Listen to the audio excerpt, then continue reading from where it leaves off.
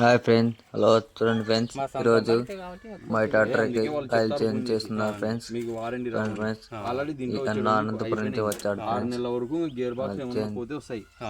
6 నెలల తర్వాత లోపల వెనకాల వచ్చినవి పోవు. ఆ పెద్దవి బండి ఫ్రెండ్స్ మాది 1 ఇయర్ అయింది తెచ్చి. ఇది 3వ ఆయిల్ చేంజ్ ఫ్రెండ్స్.